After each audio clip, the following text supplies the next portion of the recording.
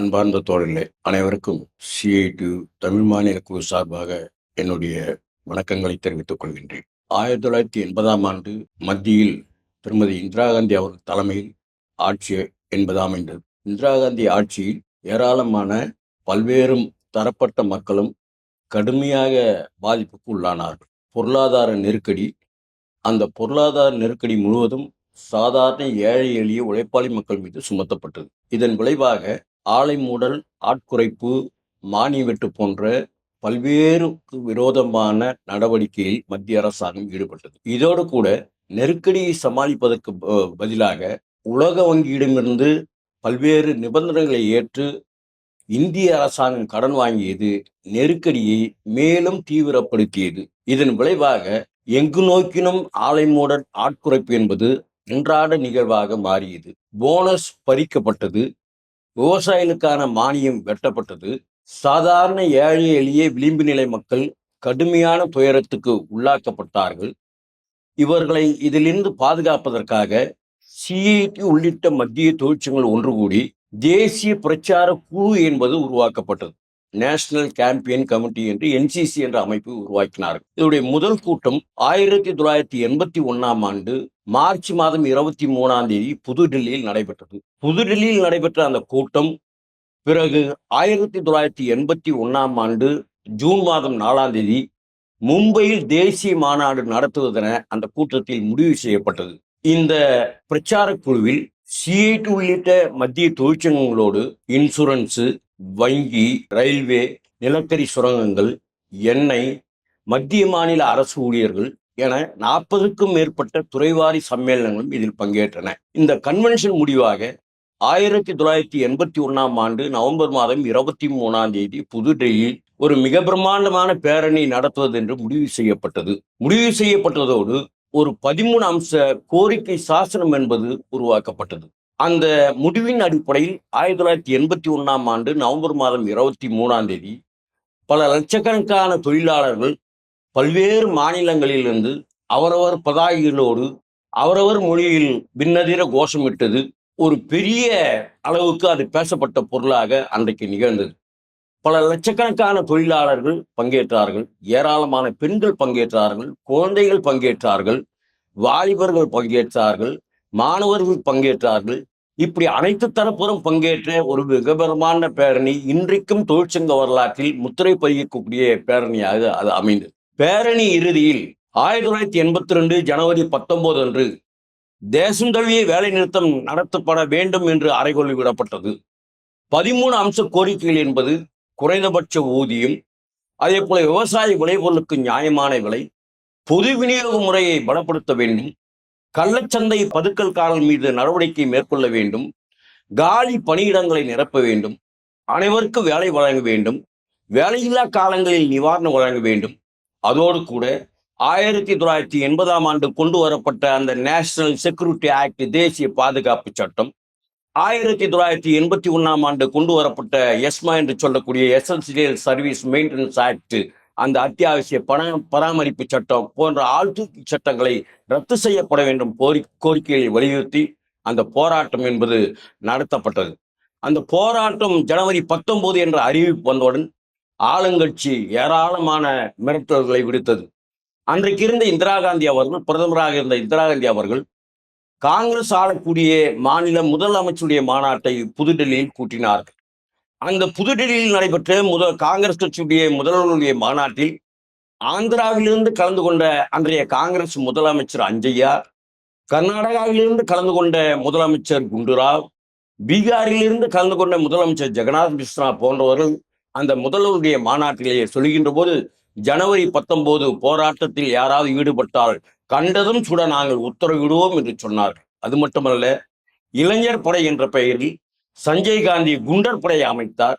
வானொலியில், தொலைக்காட்சியில் ஏராளமான பொய்யான பிரச்சாரங்கள் மேற்கொள்ளப்பட்டது. முன்னெச்சரிக்கை நடவடிக்கையாக நாடு முழுவதும் 50,000க்கும் மேற்பட்டோர் கைது செய்யப்பட்டார்கள்.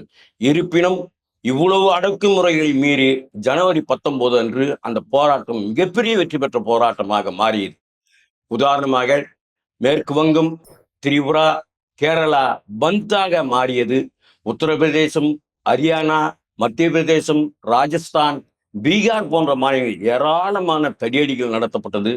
தமிழகத்தில் அன்றைக்கு முதல்வராக இருந்த எம்.ஜி. ராமச்சந்திரன் தலைமையிலான அரசு ஒன்றுபட்ட தஞ்சை மாவட்டத்தில் திருமஞ்ஞானபுரத்தில் 3 விவசாய தொழிலாளிகளை அஞ்சான், நாகூரான், ஞானசேகரன் ஆகிய 3 விவசாய தொழிலாளிகளை தனது போலீசார் துப்பாக்கியால் சுட்டுக் கொண்டனர். நாடு முழுவதும் 10க்கும் மேற்பட்டோர் துப்பாக்கி சூட்டால் பாதிக்கப்பட்டு இறந்து போனார்கள். அது மட்டுமல்ல, முதலாக வரலாற்றில் பல்கலைக்கழக மாணவர்கள், ஆசிரியர்கள் அந்த போராட்டத்தில் ஈடுபட்டார்கள். உத்தரப்பிரதேசத்தில் இருக்கக்கூடிய பனாரஸ் பல்கலைக்கழக மாணவர்கள் மிகப்பெரிய அணிவகுப்பை நடத்தினார்கள். மாணவர் சங்க தலைவர் கொல்லப்பட்டார். அதே போல அவருடைய சகோதரரும் போலீசாரால் கொல்லப்பட்டார். 32 மாணவர்கள் தடியடிக்கு உள்ளாக்கப்பட்டார்கள்.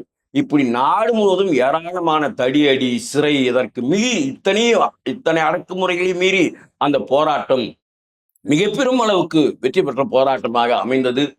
அந்த போராட்டம்தான் இன்று நாம் நடத்தி வரும் போராட்டங்களுக்கு அடித்தளமாக அமைந்தது என்று சொன்னால் அது மிகையாகாது.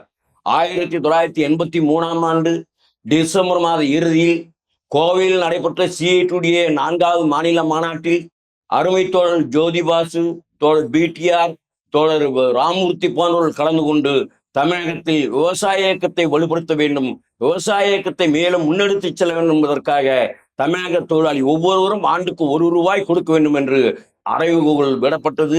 அந்த அடிப்படையில் இன்றைக்கு விவசாய சங்க நிதியாக ஒவ்வொரு தொழிலாளியும் சிஐடியோடு இணைக்கப்பட்ட ஒவ்வொரு தொழிலாளியும் ஆண்டுக்கு ₹1 கொடுத்து வருவதை தன்னுடைய பழக்கத்தில் வைத்திருக்கிறார். அது மட்டுமல்ல, 1991ஆம் ஆண்டு நவம்பர் மாதம் 29ஆம் தேதி புதிய பொருளாதார கொள்கையை எதிர்த்து முதலாக வேலை நிறுத்தம் என்பது நடைபெற்றது.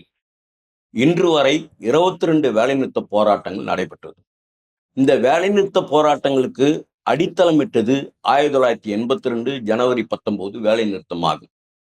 கடந்த காலத்தில் விடுதலைக்கு முன்பாக தொழிலாளி வர்க்கம் ஏராளமான போராட்டங்களை சந்தித்து அதோடு விடுதலை போராட்டத்திலும் பங்கேற்றிருக்கிறார்கள்.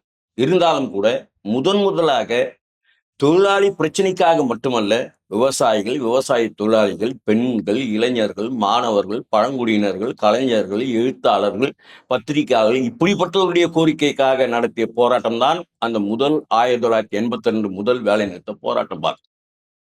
இன்றைய சூழலில் கடந்த 11 ஆண்டு காலமாக மோடி தலைமையிலான ஒன்றிய அரசாங்கம் அதனால் பாதிக்கப்படாத பிரிவினரே இல்லை என்று சொல்லும் அளவுக்கு அனைத்து தரப்பு மக்களும் கடுமையாக பாதித்திருக்கிறார்கள். நம்முடைய இயற்கை வளங்கள் சூறையாடப்படுகிறது, கனிம வளங்கள் கொள்ளையடிக்கப்படுகிறது. அகில இந்திய அளவில் நவீன ஆலைகளாக இருக்கக்கூடிய பொதுத்துறை நிறுவனங்கள் தனியாருக்கு தாரை வார்ப்பதற்குண்டான நடவடிக்கை என்பது மேற்கொள்ளப்பட்டு வருகிறது.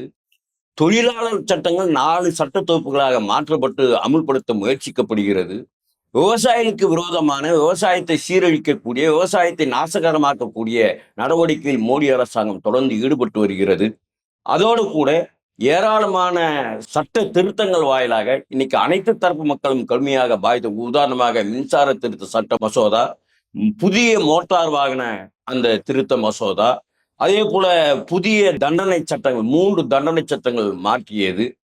இதற்கு எதிராக மக்கள் வலுவாக போராடுகின்ற போது ஒரே தேர்தல், ஒரே நாடு என்ற முறையில் முழக்கங்களை வைப்பது, அதற்குண்டான பணிகளை மேற்கொள்வது, அதை நோக்கி மக்களை திசை திருப்புவது, அதே போல பிரித்தாளக்கூடிய சூழ்ச்சியில் தொடர்ச்சியாக ஈடுபடுவது, RSS அஜெண்டாவான அந்த இந்து ராஷ்டிரத்தை அமுல்படுத்த முயற்சிப்பது போன்ற மோசமான நடவடிக்கையில் ஒன்றிய மோடி அரசாங்கம் செயல்பட்டு வருவதை நாம் பார்க்கிறோம். அதே போல சாதாரண மக்கள் கடுமையாக இன்னைக்கு பாதித்திருக்கிறார்கள். கடுமையான பொருளாதார நெருக்கடி என்பது ஏற்பட்டிருக்கிறது. விலைவாசி உயர்ந்திருக்கிறது. வேலையில்லா திண்டாட்டம் 45 ஆண்டுகளில் இல்லாத அளவுக்கு வேலையில்லா திண்டாட்டம் அதிகரித்திருக்கிறது. வாங்கும் சக்தி குறைந்திருக்கிறது. பணவீக்கம் அதிகரித்திருக்கிறது. வங்கியுடைய வட்டி விகிதம் உயர்ந்திருக்கிறது. அந்நிய செலவாணி கையிருப்பு நாளுக்கு நாள் குறைந்து வருகிறது. இப்படிப்பட்ட பிரச்சனைக்கு தீர்வு காணாமல் தொழிலாளிகளை, விவசாயிகளை பிரித்தாளக்கூடிய சூழ்ச்சியில் அந்த நடவடிக்கை இன்றைக்கு ஒன்றிய மோடி அரசாங்கம் செயல்பட்டு வருவது, இதற்கு எதிராக ஒரு வலுவான தேச நலவிய போராட்டத்தை நடத்த வேண்டிய தேவை முன்னை காட்டிலும் எழுந்துள்ளது. நாம் நடத்திய 22 வேலைநிறுத்த போராட்டங்கள் இந்த தேசத்தை பாதுகாத்திருக்கிறது, இந்தியாவின் இறையாண்மையை பாதுகாத்திருக்கிறது, ஒருமைப்பாட்டை பாதுகாத்திருக்கிறது, இந்தியாவின் கலாச்சாரத்தை, பண்பாட்டை பாதுகாத்திருக்கிறது. இன்னைக்கு பண்பாட்டையும் கலாச்சாரத்தையும் இந்தியாவின் ஒற்றுமையும் ஒருமைப்பாட்டையும் சீரழிக்கக்கூடிய வகையில் இந்திய அரசியலமைப்பு சட்டத்தை பொருளாதாரத்தை நாசமாக்கக்கூடிய வகையில் இன்னைக்கு மோடி அரசாங்கம் செயல்பட்டு வருவதற்கு எதிராக நாம் வலுவான போராட்டத்தை தேசம் தழுவிய அளவில் நடத்துவதற்கு தயாராக வேண்டிய சூழல் என்பது ஏற்பட்டிருக்கிறது. கடந்த காலத்தில் ஏற்பட்டிருக்கிற அந்த கூட்டு மேடை என்பது தற்போது வலுப்பெற்றிருக்கிறது. மேலும் மேலும் இந்த கூட்டு மேடை வலுப்பெற்று இன்றைக்கு ஒன்றிய அரசாங்கத்துக்கு எதிராக அவர்கள் கடைபிடிக்கக்கூடிய நவீன தாராளமய கொள்கைகளுக்கு எதிராக, வகுப்புவாதத்திற்கு எதிராக இந்த தேசத்தை பாதுகாக்கக்கூடிய போராட்டத்தை முன்னை காட்டிலும் தீவிரப்படுத்துவதே ஜனவரி 19 தியாகிகளுக்கு நாம் செலுத்தக்கூடிய அஞ்சலியாகும் என்பதை இந்த நேரத்தில் தெரிவிக்க கடமைப்பட்டிருக்கின்றேன்.